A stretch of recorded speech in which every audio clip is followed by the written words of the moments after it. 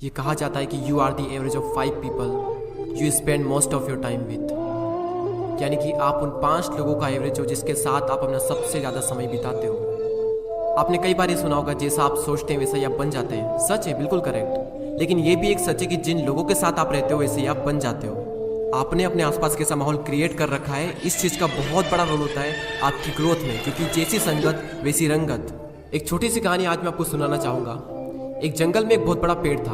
उस पेड़ पर एक बाज ने घोंसला बना रखा था और उसी पेड़ के ठीक नीचे एक मुर्गी ने अंडे दे रखे थे। एक दिन उस बाज का अंडा नीचे गिरा और गिरकर उन मुर्गियों के अंडों के साथ जाकर मिल गया। कुछ ही दिनों बाद समय आने पर वो अंडा फूटा और उस अंडे में से बाज का बच्चा बाहर निकला। निकलने के बाद वो ये सोचकर बड़ा हुआ कि वो एक मुर्गी है। वो उन्हीं कामों को करता जो मुर्गी के बाकी के चूजे करते थे। वो जमीन खोदकर अनाज के दाने खोजता, मुर्गी की तरफ कुरकुराता, मुर्गी की तरफ पंख फड़फड़ा कर 2-4 फिर तक उड़ता, क्योंकि मुर्गी भी ऐसा ही करती थी।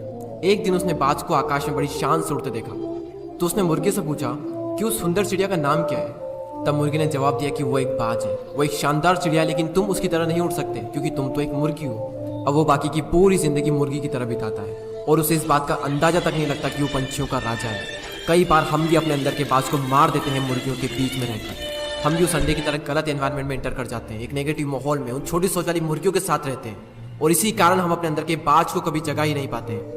उन लोगों से खुद को खेल लो जो तुमसे भी ज्यादा स्मार्ट है, जो तुमसे भी बड़ा सोचते हैं, क्योंकि आपके बाज होने का तब तक कोई फायदा नहीं जब तक आप मुर्गियों के बीच में रहते हैं। यूट्यूब पर एक वेब सीरीज है कोटा फैक्ट्री के नाम से।